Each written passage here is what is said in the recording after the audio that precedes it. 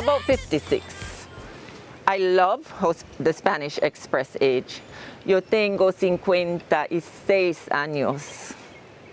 Gifted with experience, a celebration of the years spent, equipped for generativity in the years ahead. As opposed to, I'm 56 years old. I don't know, why does it connote the best of the years have gone by?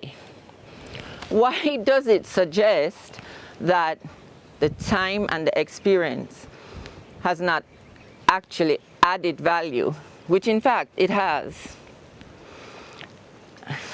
20 years ago, I told friends of mine, well, I'm allocating 5 years to old age, and earliest start date is going to be 80 years old.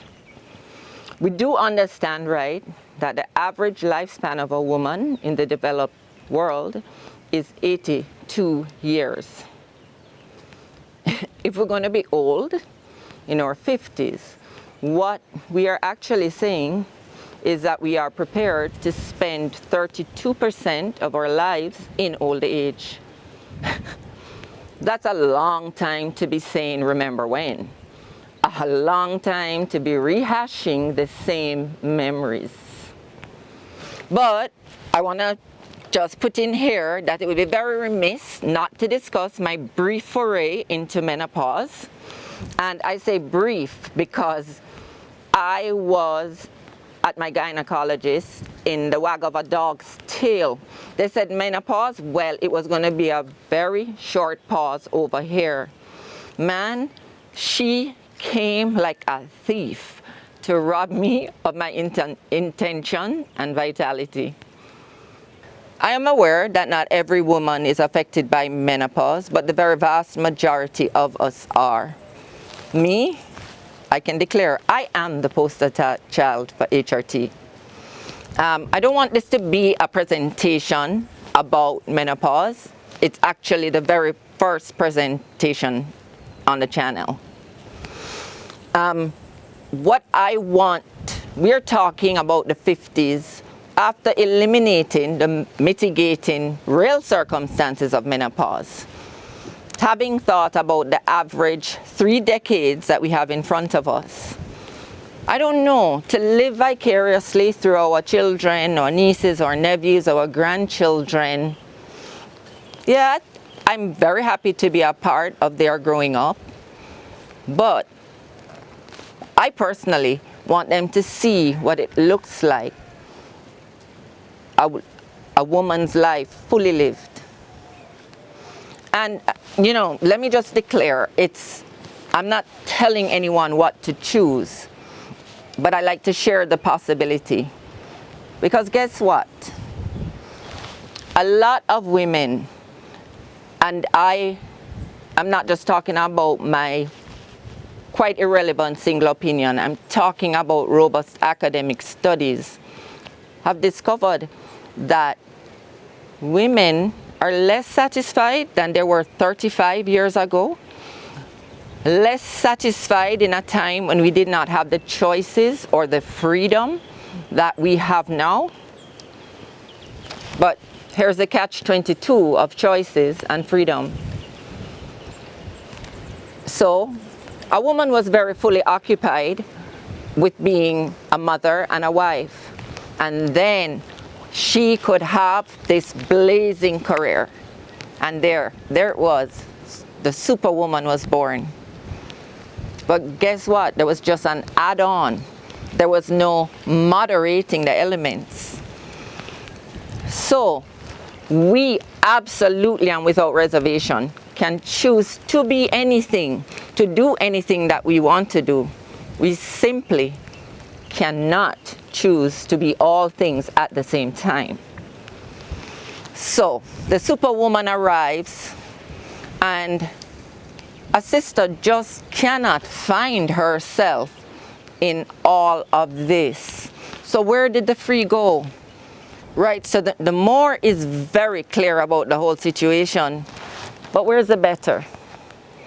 And of course, superwomen do not create a village of extended care. And I would guess why.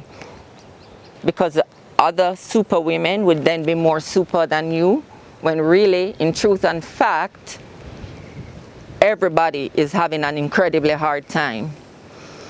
Can I tell you something? For women, married or single, who become separated, one of the major upsides of that is that you actually get time that's your own. The shared parenthood is what I call it, not single parenthood. You know, when it's working right. And I just thought I'd say that because nobody likes to say it, so I just thought I would free you all from guilt, because most of us feel just like that. The big question is, what is the payback exactly of making your life entirely about meeting the needs of others? Does it create a reason not to stop and ask exactly, what do I want? What would happen if you were to free your mind? Just let the chips fall. Because most often, this is a question that you really have to answer for yourself.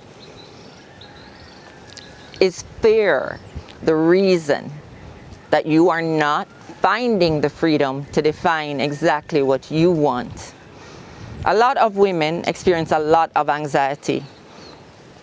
Sometimes getting to the end of a day feels like they've climbed mountains. It's a straight basic, it's just a challenge.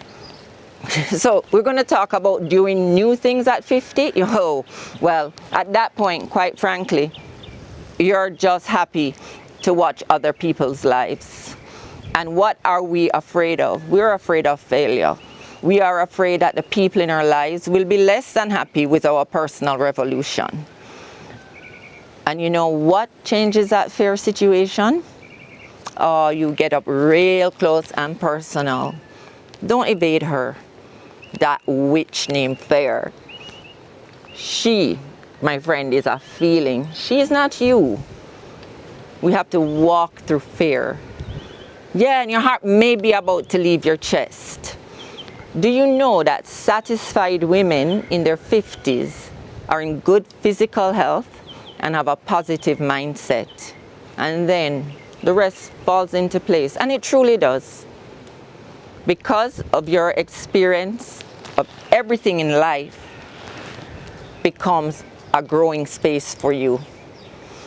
There is a very, very thin line between being safe and not taking the chances that are necessary for really living.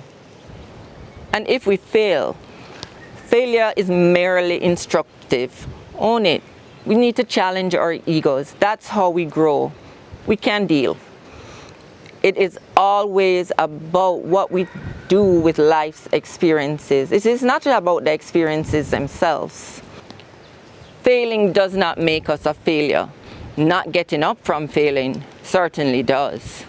So, sure, we're allowed to feel sorry for ourselves for a short minute. Then we need to regroup, prepare better, modify the current approach. Maybe it is that we need to do something different altogether. We have to be careful not to get stuck in an idea simply because we had it and we're very committed to it. Listen to your own internal voice.